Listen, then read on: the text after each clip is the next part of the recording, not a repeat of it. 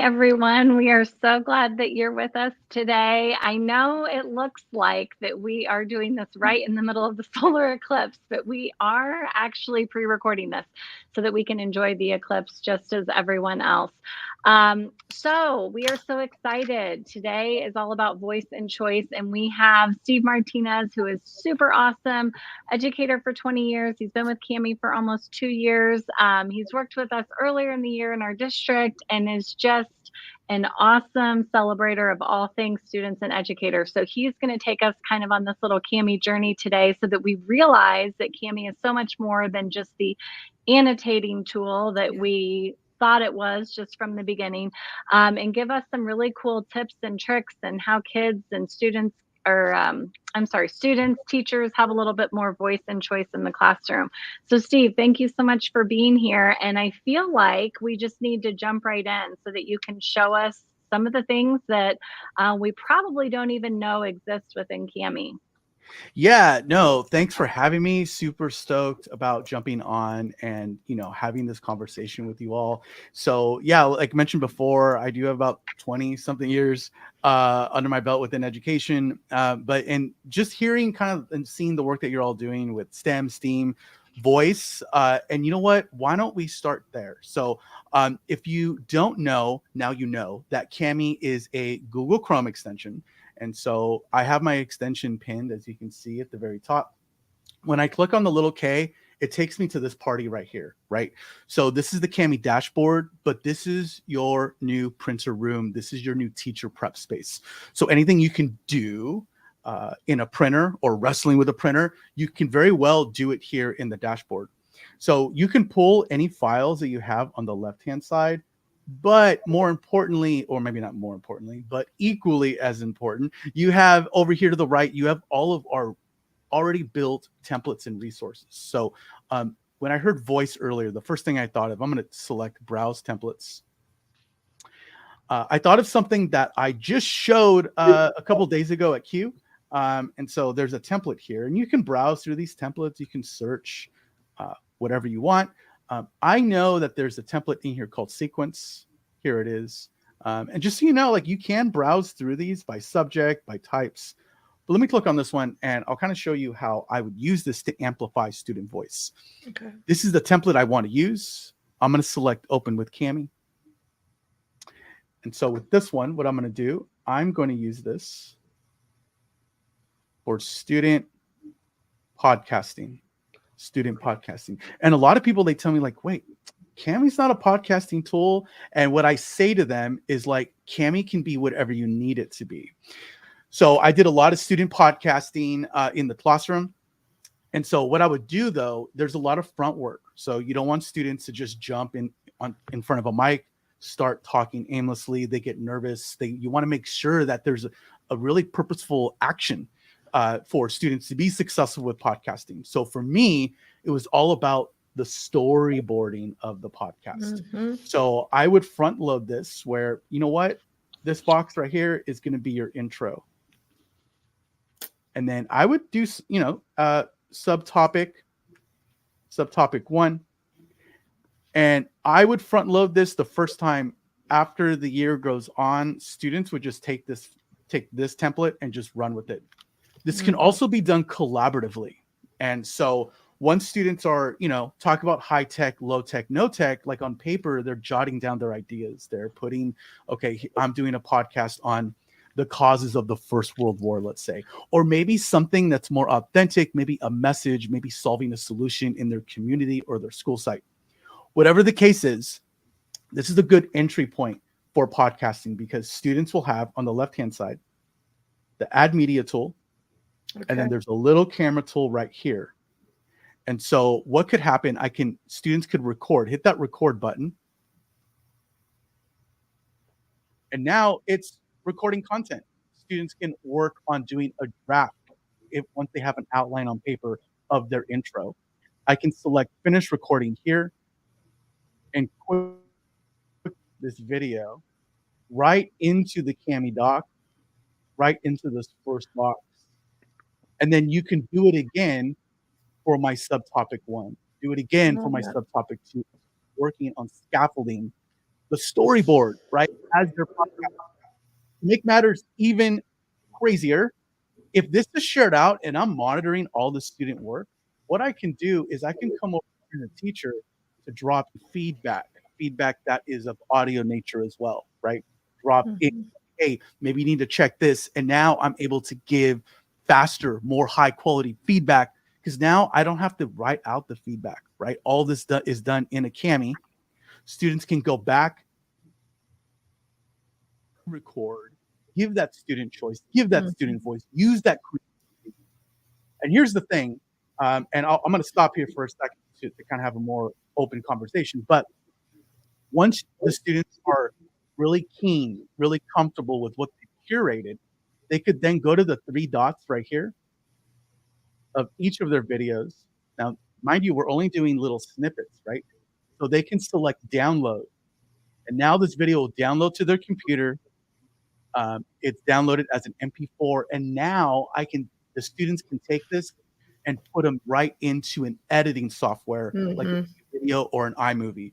So it's almost like you're breaking up the challenge of the storyboard and maybe the drafting Mhm.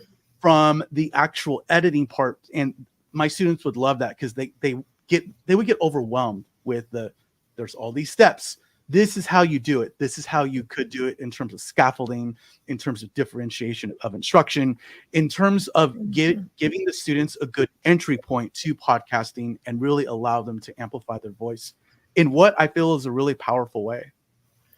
Yeah, Steve, I could see Dana does these really cool projects kind of towards the end of the year where their kids kind of put together their first slideshow about their animals.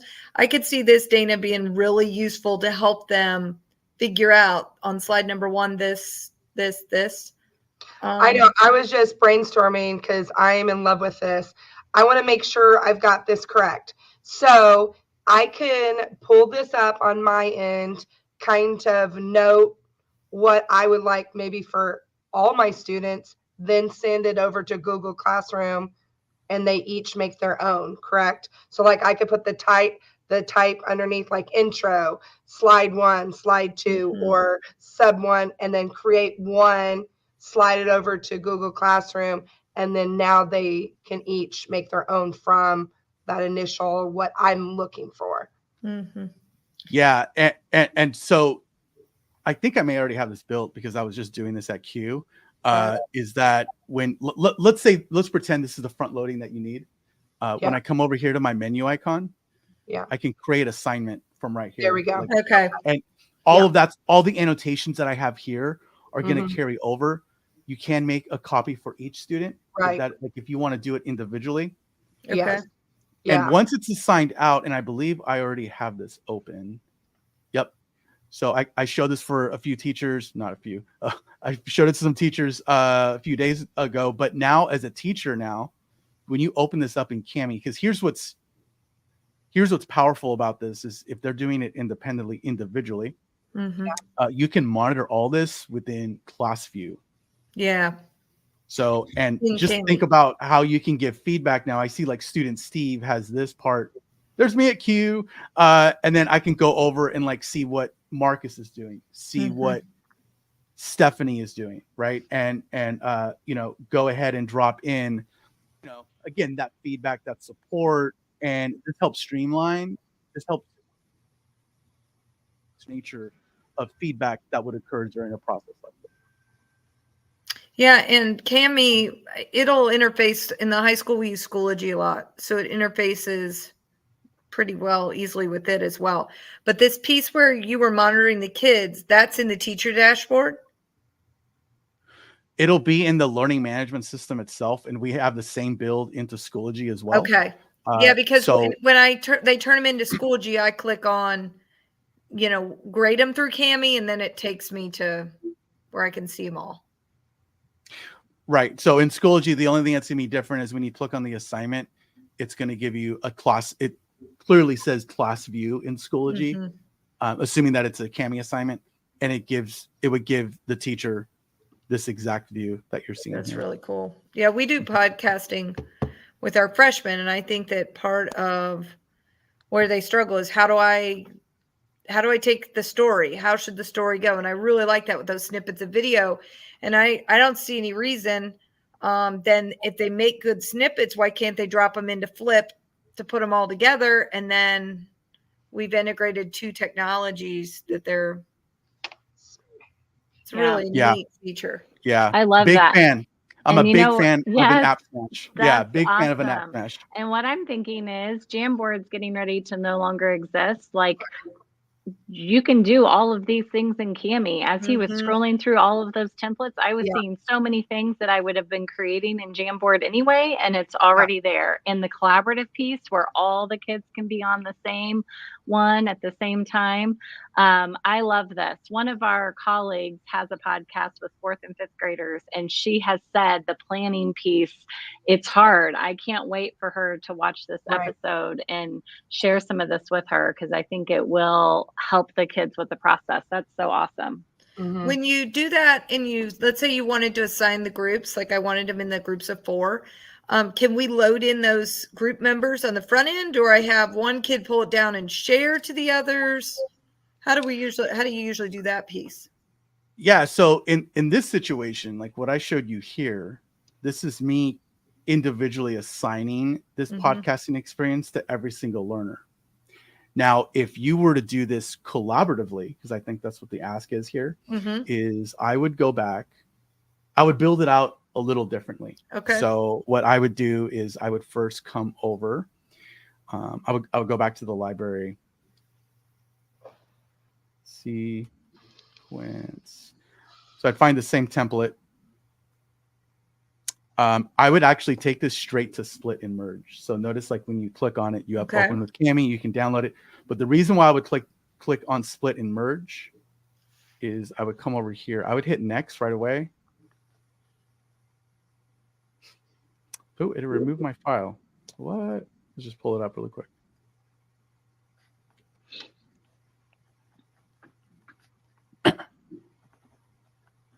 Okay, because once I have it in split and merge, let's say you have, I don't know, depending on the size of your class, like let's say you want 4 groups doing this. Okay.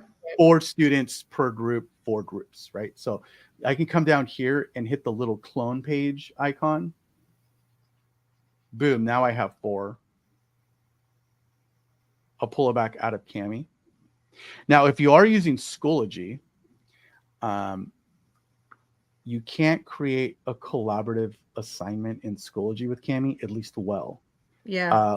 What I would do is I would do a little bit of front loading of like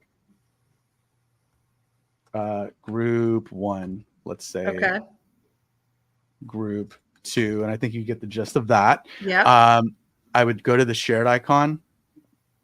I'm just going to save this to my drive, which is fine.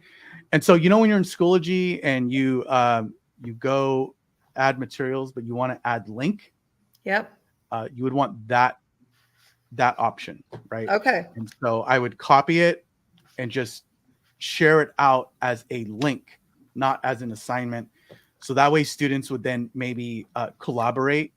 They're all on the same document, right? And class view is not as needed here because we're all in the same environment anyway. But what I love about that piece, though, if you're doing it this way, is you don't have to be the sole person giving the feedback.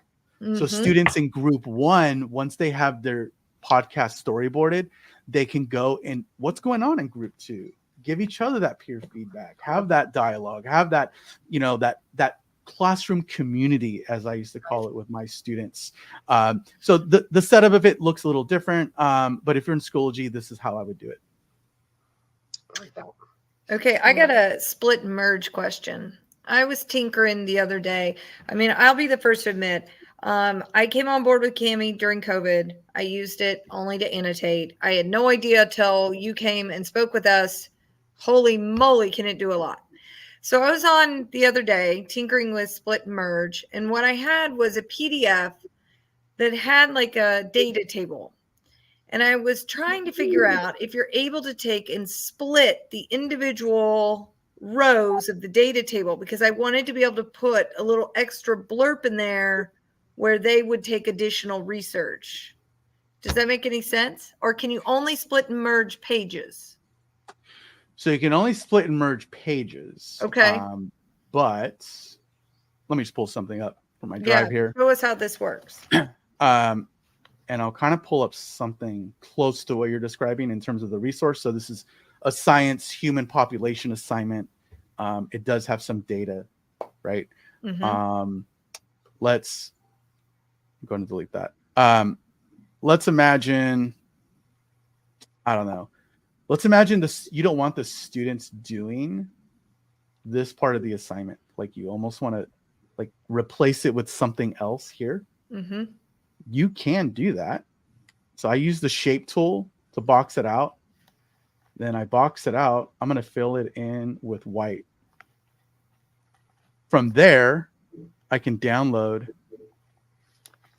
do like a V3, a version 3. I want to select flatten annotations.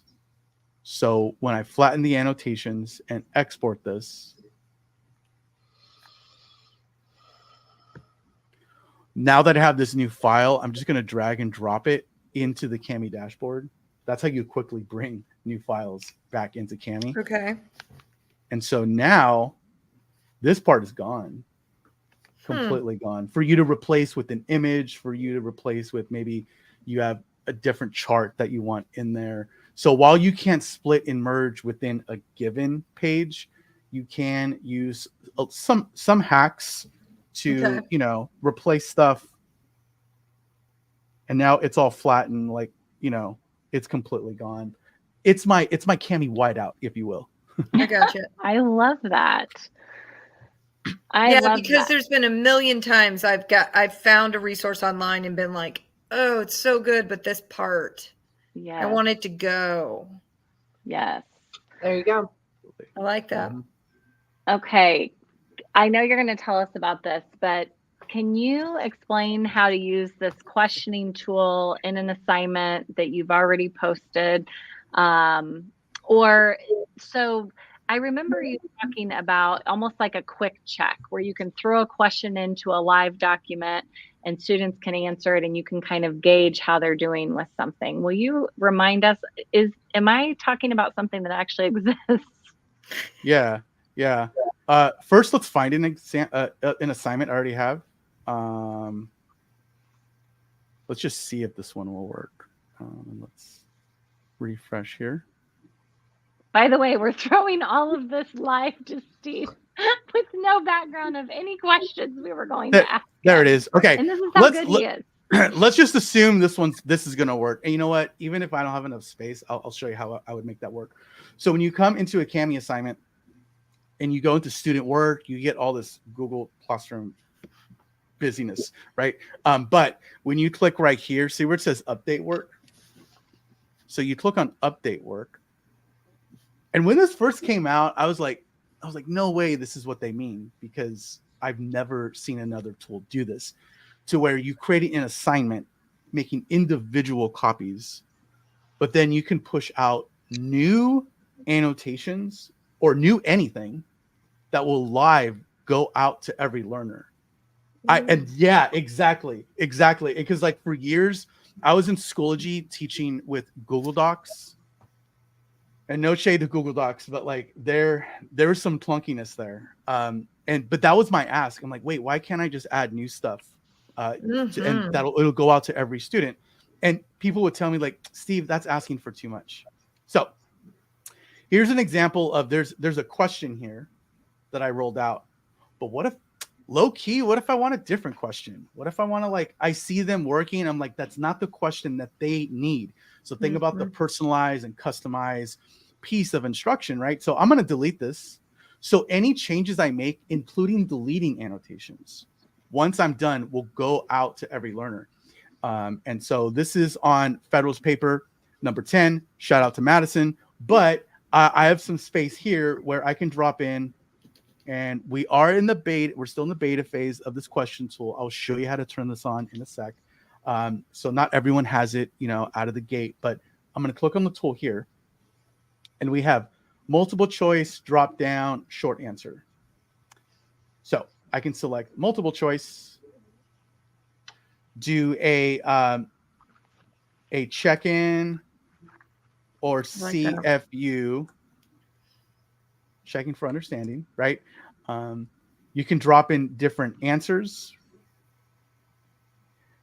Now, here's the other thing this does, just to think outside of the box.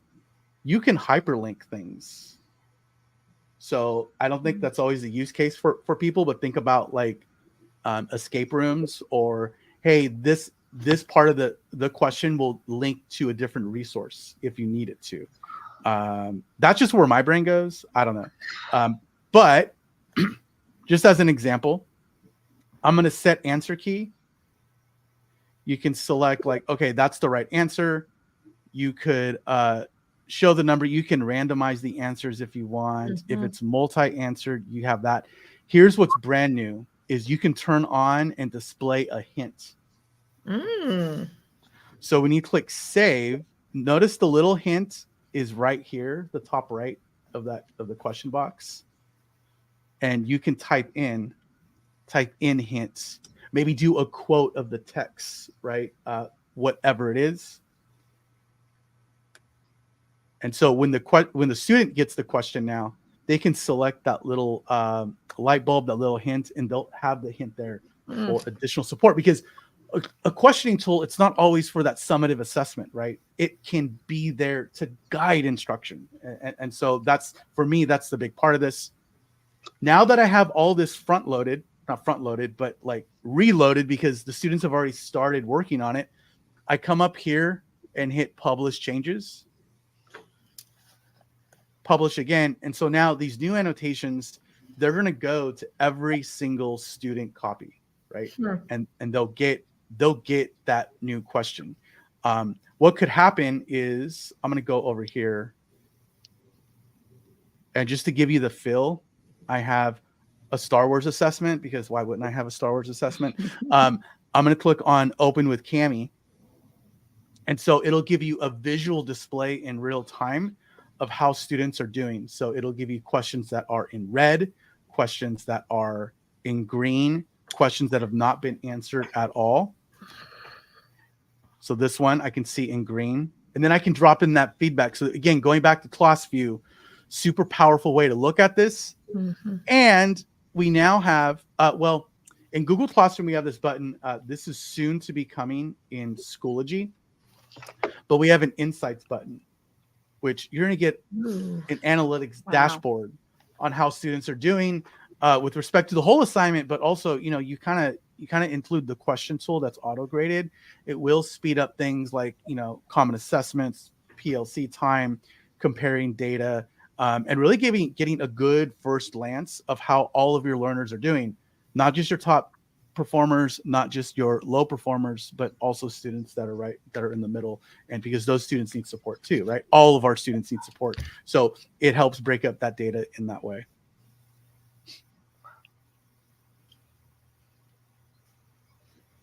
Wow, so much. It is. I feel like we've dove in like really deep here. Now I need like 3 hours to play with it. It's awesome, but it seems it's so intuitive with things that are ready to go, ready to be posted in multiple ways, collaboration, independent, questioning while they're working. I do love that. The live updates and changing things on the fly, adding things, subtracting things. That's pretty amazing. Okay, if you had to tell us one more thing, because that's all we really have time for, what's your last tip, trick with Cami? So when students are working on something that maybe they don't feel comfortable with, using split and merge and collaboration, right? So I'm going to go straight to split and merge from here. And I'm going to pull all student work from my drive, right? So you've already, let's say they're in the middle of a draft. I had them turn in a draft with their essays. So when I come into right here, I can just highlight all of the student work, bring it all into split and merge. Every single student copy of this draft, let's say. Hit next. Now I was like, oh, here's all the copies, but I want them all to be merged. Don't drag and drop. Go to the very top, see where it says merge mode. with one click merges all of these essays together, export, open in Kami. And so now think about the power of the peer review, students giving each other feedback. Now it's super easy. So now I have all these essays in one place. I can hit the shared icon. Let me put it up in my drive really quick. And then I can copy this, but let's say I only want my students to have the ability to talk out that feedback with each other. So only give them the voice comment through the feature control, select OK, copy it, put it at the top of my Schoology, the top of my Google Classroom, wherever it is we're teaching, and now go to a different essay to give each other that feedback.